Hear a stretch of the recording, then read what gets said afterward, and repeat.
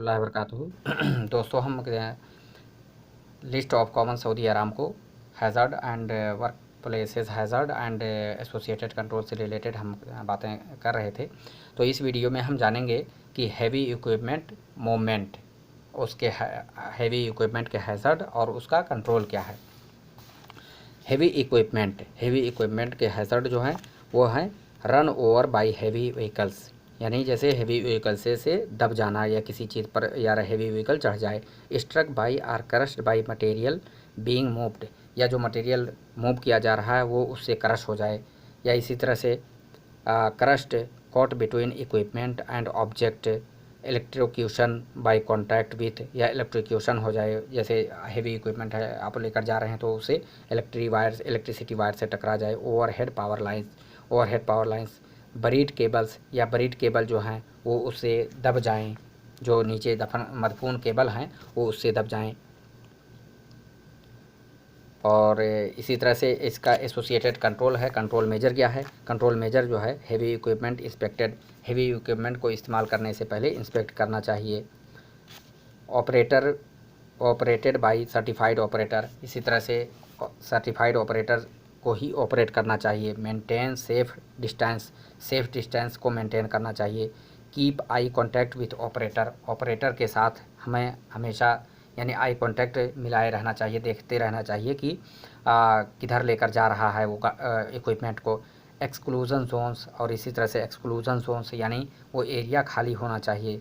Spotter or a signal person, यानी spotter assign करना चाहिए जो उसको बताए कि इधर से आना है कि किधर से जाना है, एक सिग्नल मैन होना चाहिए। वेयरिंग हाई विजिबिलिटी क्लॉथिंग, और इसी तरह से हाई विजिबिलिटी क्लॉथिंग हमको पहनना चाहिए, तब हम यानी ये कंट्रोल मेजर्स हैं इसके। Heavy equipment and operators control, the operator must designate operate or spotter or signal person when visibility is obstructed. अगर दिखाई ना दे, अगर आप क्रेन चला रहे हो तो ऑपरेटर को चाहिए कि एक सिग्नल मैन रखे। Keep motor vehicles, cranes and heavy equipment away from the edge of the excavation at least 2 meter, यानी 6.5 मीट or the depth of the excavation whichever is greatest, यानी हैवी मोटर्स और vehicle और equipment को हमको excavation जो खुदाई है या कहीं पर खुदाई हुई हो तो उससे हमको 6.5 फीट यानी 2 मीटर हमको दूर रखना चाहिए। या एक्सकेवेशन या डेप्थ ऑफ द एक्सकेवेशन, यानी एक्सकेवेशन की गहराई से, यानी जैसे कि अगर एक्सकेवेशन जो है 4 फीट है या एक्सकेवेशन 10 फीट है तो हमको एक्सकेवेशन से 10 फीट दूर रखना चाहिए। और अगर एक्सकेवेशन 2 ही फीट है तो हमको 6.5 फीट यानी 2 मीटर उसको दूर रखना चाहिए, यानी विच एवर इज़ ग्रेटेस्ट, जो भी बड़ा हो। अगर एक्सकेवेशन ज़्यादा है यानी 10 फीट एक्सकेवेशन है तो हमको 10 फीट दूर रखना चाहिए। ये इसका तरीका है। Operate heavy equipment around power lines in accordance with the distance provided in electrical safety section or the construction safety manual. The operator must not jump from the equipment to the ground. Maintain 3 point of contact during entry exit, यानी operator को उससे jump नहीं करना चाहिए और 3 point of contact यानी रखना चाहिए एग्जिट जब उस पर चढ़ें और इसी तरह से उतरें। डू नॉट राइड इन और work of any part of the equipment, यानी इक्विपमेंट के किसी भी पार्ट पर आपको बैठना या चढ़ना नहीं चाहिए।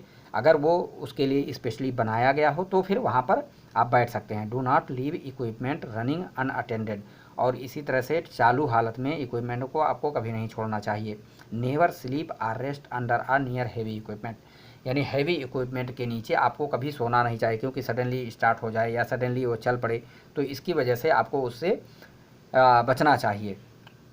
इक्विपमेंट कंडीशन कंट्रोल्स, इक्विपमेंट का कंडीशन का कंट्रोल क्या है?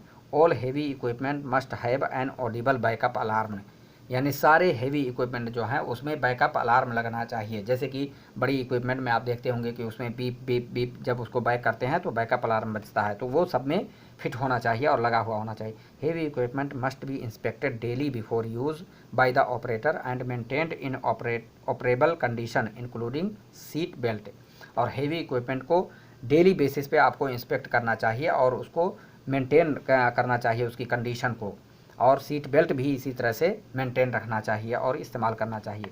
All cab glass must be safety glass and kept clean without obstruction और डैमेज। और इसी तरह से सारे कैब गिलास जो हैं, जो उसका केबिन है, वो सारे गिलास एकदम क्लीन होने चाहिए और इसी तरह से किसी भी डैमेज, कोई भी तरह का उसमें डैमेज नहीं होना चाहिए। Ropes, roll over protective structures, ये भी एग्जाम में आता है। Ropes, what is the meaning of ropes, तो आप लिखें रोल ओवर प्रोटेक्टिव स्ट्रक्चर, या फुल फॉर्म इसका पूछा जाता है रोप्स का।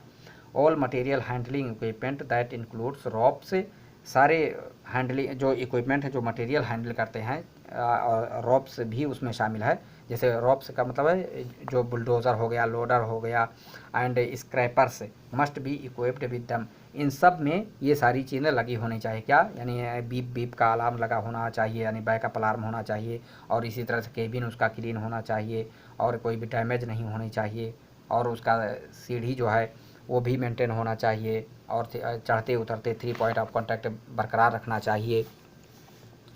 सर्टिफिकेशन, अब इसका हैज़र्ड क्या है? हैज़र्ड ये है कि used by uncertified operator, uncertified operator का अनसर्टिफाइड ऑपरेटर इस्तेमाल कर सकते हैं, जिसकी वजह से ये हैज़र्ड होते हैं, जैसे कि मैंने पहले बताया।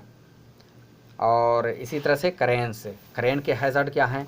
क्रेन के हैज़र्ड जो हैं, failure of rigging, ropes and ceilings, यानी रिगिंग या इसी तरह से रोप्स या सीलिंग वगैरह फेल हो जाए, यानी टूट जाए, और contact with overhead power lines, या ओवरहेड पावर लाइन जो है उससे कॉन्टैक्ट हो जाए, टॉपलिंग ओवर या टॉपलिंग ओवर हो जाए, contact with people and equipment, या पीपल या इक्विपमेंट के साथ टकरा जाए, ओवरलोडिंग या ओवरलोडिंग हो जाए, तो ये हैज़र्ड है। और इसका कंट्रोल मेज़र क्या है?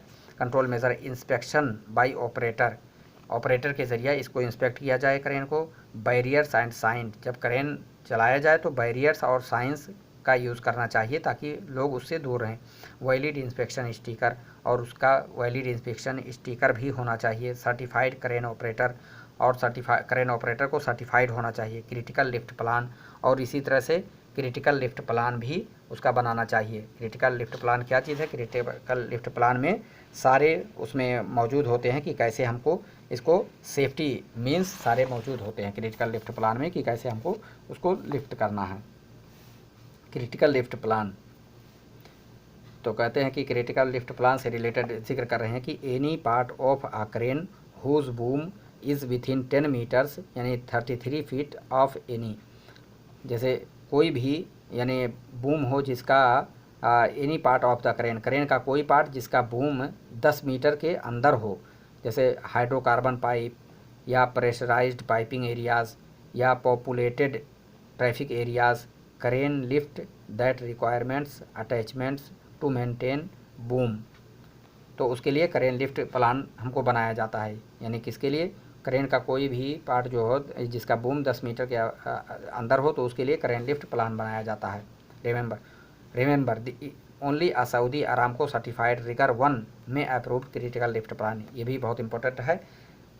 सऊदी अरामको का रिगर 1 जो है वो क्रिटिकल लिफ्ट प्लान को अप्रूव कर सकता है, उसके अलावा कोई नहीं अप्रूव कर, यानी सऊदी अरामको का सर्टिफाइड रिगर 1 ही क्रिटिकल लिफ्ट प्लान को अप्रूव कर सकता है। फोर्कलिफ्ट के हैज़र्ड क्या हैं? फोर्कलिफ्ट के हैज़र्ड जैसे अनऑथराइज यूज, यानी अनऑथराइज यूज़ किया जाए, अनसर्टिफाइड ऑपरेटर या सर्टिफाइड ऑपरेटर ना हो, रोल ओवर, यानी रोल ओवर हो जाए, किसी के ऊपर चढ़ जाए, इम्पैक्ट विथ पर्सनल और इक्विपमेंट, पर्सनल या इक्विपमेंट से टकरा जाए, ड्रॉप्ड मटेरियल या मटेरियल गिर जाए, और उसका हमको कंट्रोल मेज़र क्या है? कंट्रोल मेज़र जो है ट्रेंड एंड सर्टिफाइड ऑपरेटर्स, यानी ट्रेंड और सर्टिफाइड ऑपरेटर को ही फोर्कलिफ्ट यूज़ करना चाहिए। डेली इंस्पेक्शन चेकलिस्ट, और डेली इंस्पेक्शन चेकलिस्ट बनाना चाहिए। नो स्टैंडिंग और राइडिंग ऑन फोर्कलिफ्ट्स, यानी फोर्कलिफ्ट्स पे खड़ा नहीं होना चाहिए और इसे चढ़ना नहीं चाहिए। No walking under the raised forks or load, इसी तरह से अगर फोर्क से वो ऊपर उठाया हुआ है तो उसके नीचे हमको चलना नहीं चाहिए, या इसी तरह क्योंकि कभी कभी वो फेल हो जाता है और गिर जाता है तो उसे चोट लग सकती है, हैज़र्ड हो सकता है। और बैकअप वार्निंग होनी चाहिए, यानी अलार्म बजने के। इसी तरह से seat belt and safety devices operational, seat belt जो है और इसी तरह सेफ्टी डिवाइसेस वो सब ऑपरेशनल कंडीशन में यानी होना चाहिए। अब आगे एक्सरसाइज है, एक्सरसाइज हम इसे कर लेते हैं। ये इम्पोर्टेंट क्वेश्चंस हैं जो कि एग्ज़ाम में आते हैं, इसको हमें ऑलवेज़ याद रखना चाहिए जब भी हम एग्ज़ाम के लिए जाएंगे। तो पहला क्वेश्चन है, identify a major hazard when using a heavy equipment in a operating area. Option A, the machine could hit and damage people or equipment. Option B, tyre ratings may be too high for safe work. Option C, the operator's certificate may expire. Option D, the operating manual may be missing. The answer is, the correct answer option A, the machine could hit and damage people or equipment. Question number 2, what should be done if a heavy equipment operators certificate expired yesterday. इसका मतलब है कि अगर operator का certificate कल expire हो गया है तो क्या करना चाहिए, क्या किया जाएगा। तो इसका आंसर है option A, prevent the operator from using the equipment. Option B, get a waiver from the operations superintendent. Option C, assign a stand by man who is at least a rigger. Option D, the crane inspector should renew the certificate on the spot. The correct answer is option A, prevent the operators from using the equipment. यानी अगर equipment operator का certificate अगर कल expire हुआ है तो उसको रोक देना चाहिए, वो इक्विपमेंट को नहीं चला सकता है। यानी prevent the operator from using the equipment. Question number 3, which two things must be checked before operating heavy equipment. Heavy equipment को ऑपरेट करने से पहले कौन सी 2 चीज़ें हमें चेक करनी चाहिए। तो option D is correct answer, operator certification and safe clearance from equipment.